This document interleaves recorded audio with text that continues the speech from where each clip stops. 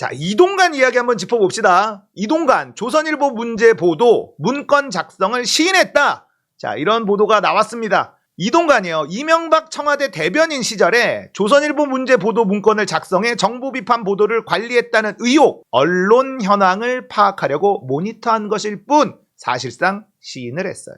정치관여, 민간인 사찰, 언론 장악 의혹 문건에 대해 지시한 적도, 본 적도, 보고받은 적도 없다. 유일하게 조선일보 문제 보도 문건만 작성 사실을 시인했다. 문건이 막 나와요. 홍보실에서 만들었다. 문건이 막 나옵니다. 국정원에 있었던 사람들이 다 증언을 했습니다. 근데 아니래. 난 모른다. 지시한 적도 없다. 몰라.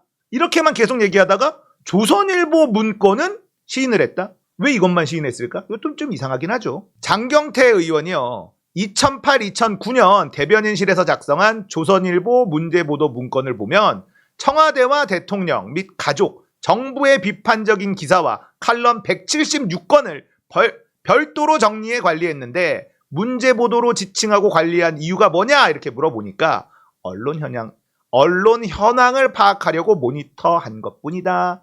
자, 일단 시인한 거죠. 문제보도라는 표현은 사실관계 확인하여 국정 운영에 참고하고 향후 정책에 반영하기 위해 관심을 가지고 지켜봐야 할 보도라는 취지로 알고 있다. 참 발언하는 꼴하고는 진짜 이동관 연 7천만 원 소득에 건보 피부양자 무임승차. 이건 좀 큰데? 이건 좀 크지 않나요?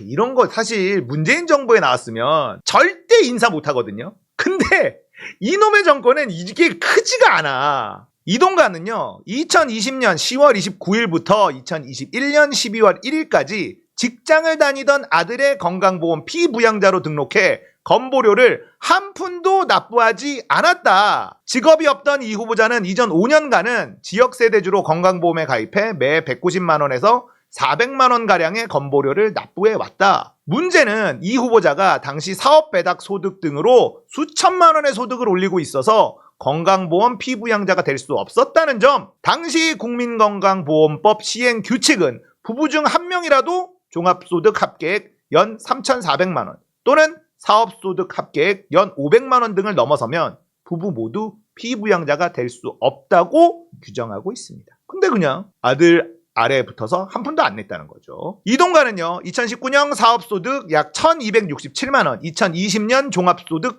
7,067만 원, 각각 피부양자 자격 기준치보다 소득이 높았습니다. 이동관 배우자 마누라도 같은 기간 아들의 건강보험에 피부양자로 등록됐던 것으로 보이는데 배우자의 건강보험 자격 변동 현황 자료는 개인정보라는 이유로 국회에 제출하지 않았다. 이런 거 제출 안 해도 되는 거예요?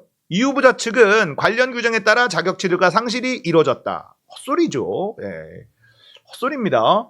법 위반이죠. 민주당의 변 의원, 고위공직자까지 거친 사람이 꼼수로 건보 재정의 무임승차해서 혜택만 본 거야. 여러 부분에서 윤리적으로 국민의 눈높이에 맞지 않는 의혹이 많다. 이번 청문회를 통해 철저히 검증하겠다. 자, 이건 윤리적인 문제가 아니죠. 법 위반이니까 범법이죠. 법을 어긴 거예요. 윤리적 문제가 아닙니다. 법을 어겼어요. 이동관 자녀들의 건강보험 혜택을 부당하게 받았다는 의혹이 불거진 적도 있습니다. 자, 민주당 의원들이요, 이동관이 제대로 된 해명은커녕 소명을 위한 자료 제출 요구조차 사생활을 핑계로 모두 거부하고 있다. 해외에 거주하는 자녀들이 건강보험 혜택을 부당하게 받은 것은 아닌지 등을 확인해야 한다. 자, 조국 털 때만큼 딱 그만큼만 그만큼만 하자. 이동관 이것만 있느냐? 아닙니다. 2008년 이동관 농지 구입 사건의 전말. 자, 땅 문제도 있습니다. 언론이 이동관 엄청 공격하고 있어요. 지금 언론에서 이동관이 방통위원장이 되는 걸 탐탁치 않아 하고 있다라는 걸 알 수가 있습니다. 김원철 사회부장이 쓴 글인데요. 큰일 할 수 있게 한 번만 기회를 줘. 이동관 씨는 수세에 몰려 있었습니다. 절박했습니다. 이 기사 나가면 진짜 곤란해져. 유등하다는 세간의 평가답게 그는 사안의 심각성을 잘 파악하고 있었습니다. 그의 전화가 당시 한 일간지 4년차 사회부 기자였던 저에게 걸려온 건 2008년 4월 28일 저녁 7시께. 그의 농지 취재를 위해 강원도 춘천 일대를 뒤지다가 서울 본사로 복귀한 직후였습니다. 때는 바야흐로 농지의 시대였습니다. 자연의 일부인 땅을 사랑할 뿐 투기와는 전혀 상관없다는 박은경 환경부 장관 후보자의 명언이 탄생한 것도 바로 이때였다. 10년 만에 정권을 되찾은 보수 진영은 기세등등했지만 2000년 처음 시행된 인사청문회를 수비수 입장으로 맞닥뜨린 건 처음이었습니다. 초대 장관 후보자 중 다수가 위태로워 보였습니다. 아킬레스건은 자연의 일부, 그 중에서도 농지였습니다. 농지는 난감한 부동산입니다. 투기 의혹 외에도 여러 가지를 필연적으로 동반하기 때문입니다. 바로 거짓말입니다. 헌법 121조는 국가는 농지에 관하여 경자유전의 원칙이 달성될 수 있도록 노력하여야 하며 농지의 소작 제도는 금지된다고 규정합니다. 농사 짓는 사람만 농지를 소유할 수 있다는 경자유전 원칙입니다. 이 원칙은 농지법에 구현되어 있습니다. 최은순도 농지법 위반이죠. 저 이 동네 사람이에요. 그러니까 이 농지 사도 되죠? 위장전입. 도시 사람이지만 진짜 농사 지을 거예요. 농업경영계획서 위조. 도시 거주민의 농지 보유는 이런 거짓말들을 필연적으로 수반할 수밖에 없습니다. 2008년 2월 24일 정권 출범 하루 전 장관 후보자 한 명이 낙마했습니다. 곧이어 자연의 일부인 땅을 사랑했다던 명언의 주인공과 또 한 명의 장관 후보자가 사퇴했어요. 온 국민이 농지법 전문가가 되어가고 있었습니다. 2008년 4월 24일 공개된 고위공직자 재산 내역은 청문회 2라운드를 알리는 신호탄이 되었습니다. 이번에도 농지가 문제였습니다. 청와대 박미석 사회정책수석과 이동관 대변인이 주인공이었습니다. 박 수석이 낙마했습니다. 농지 보유 사실도 문제였지만 이를 정당화하기 위해 자경사실 확인서를 뒤늦게 조작했다는 의혹이 결정타였습니다. 거짓말이 발목을 잡았습니다. 불은 이동관 대변인에게 옮아붙었습니다. 그는 강원도 춘천시 농지 8,109제곱미터를 부인 명의로 지인 3명과 함께 공동 보유 중이었습니다.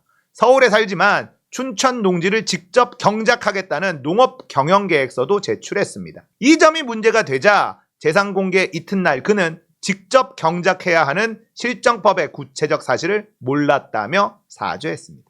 그러나 역시 거짓말이 문제였습니다. 제3자가 그의 부인 명의의 농업경영계획서를 제출했는데 대리 제출 사유에 해외 출타라는 거짓말이 적혀 있었습니다.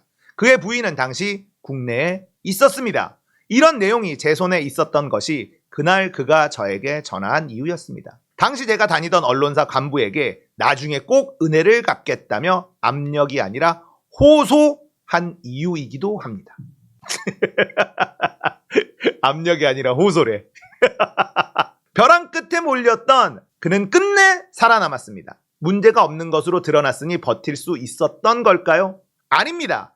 압력이 아닌 호소였다던 통화 이튿날인 2008년 4월 29일 문화방송 PD수첩은 미국산 쇠고기 광우병에서 안전한가를 방영했습니다. 이후 전개는 모두가 아는 대로입니다.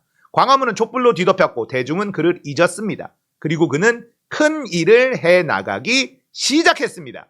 2008년 5월 21일 춘천시 농정과는 이동관 대변인 부부에게 통지문을 보냅니다. 스스로 경작을 한다고 하더니 하지 않고 있는 것으로 확인됐다. 농지법 위반이다. 땅을 팔아라. 팔지 않으면 이행강제금을 부과하겠다. 2008년 11월 그는 통지문대로 농지를 처분했습니다. 법 위반이라는 지적을 수용한 것이죠. 그러나 그는 아무 일 없다는 듯 큰 일을 해나갔습니다. 이동관 씨의 불법적인 농지 보유는 의혹 아닌 팩트입니다. 그가 시인한 유일한 불법 행위입니다. 그 외에 많은 의혹도 추가되고 있습니다. 오는 18일 10여 년 전 큰 일을 통해 언론장악 기술자라는 평판을 완성한 그의 두 번째 청문회가 열립니다. 내일입니다. 이동관 청문회. 민주당에서 얼마나 준비했는지 정말 궁금합니다. 이번에도 민주당이 정말 무능한 모습을 보여준다면 큰일 나는 거죠. 이동관은 막아야죠. 이렇게 흠이 많은 인간을 방통위원장에 앉혀서 언론 장악하는데 이건 막아야죠, 민주당. 그리고 이동관은 이 청문회 과정을 모든 언론에서 집중 보도를 할 겁니다. 왜냐? 언론도 이동관을 탐탁치 않아 하고 있거든요. 그렇기 때문에 국민적인 관심사가 될 가능성이 높습니다. 정말 민주당이 결사항쟁으로 이동관 무조건 무너뜨려야만 한다. 정말 부탁 좀 합니다.